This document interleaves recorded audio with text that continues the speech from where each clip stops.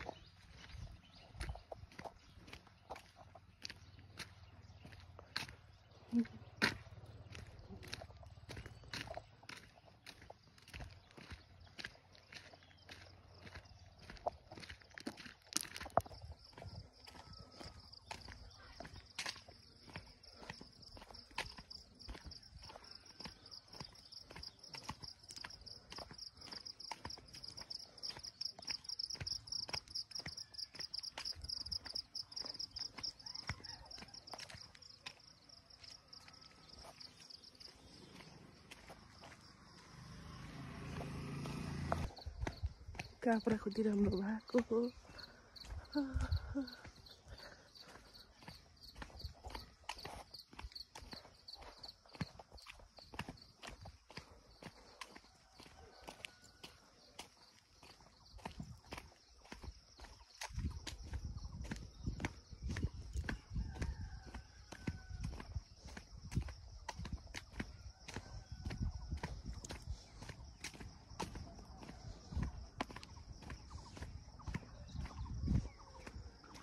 गुल्मी घाँस काट्न हामी चाहिँ यताबाट जाने हो।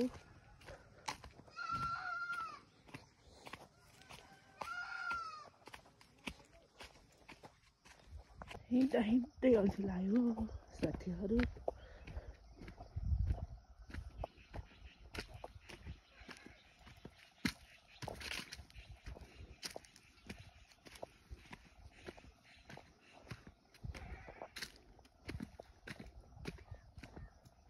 बाटो चाहिँ यस्तो छ।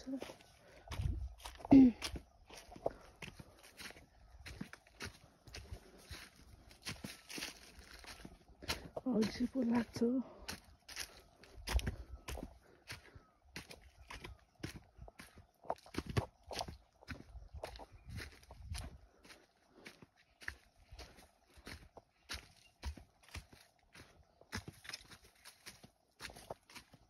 त्यो पारितिर चाहिँ पुरै गुल्मी।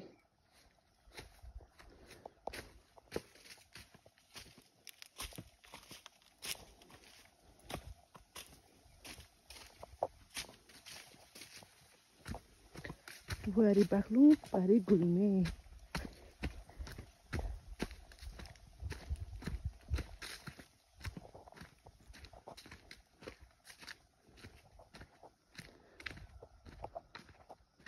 पुरा गुल्मी त्यो देखिने ठाउँ चाहिँ गुल्मी। त्यो पारीको सबै त्यो गुल्मीको।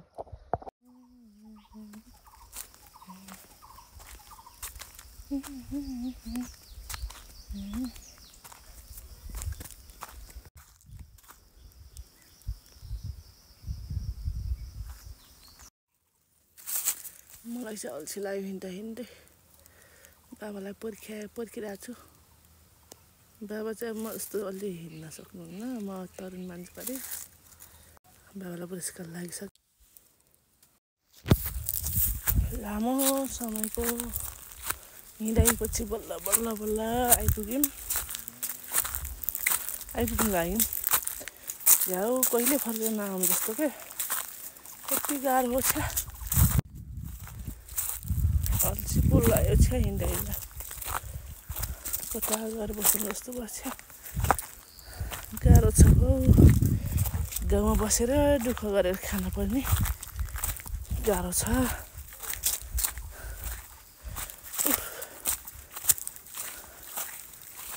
मलाई पो लास्टै अल्छी लागेको छ।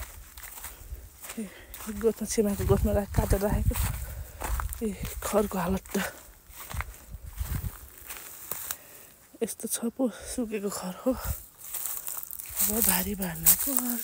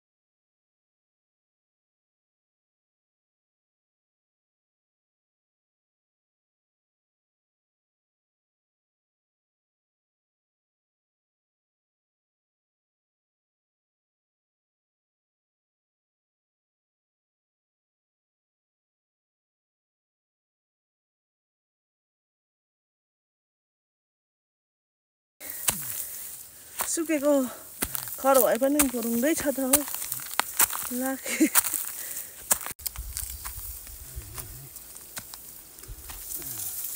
यो ठाउँमा आएको हो वैशाख महिनासम्म नि अमला रहेछ त हो टन्नै। हेर्नु त साथीहरू यस्तो भएको रहेछ अमला।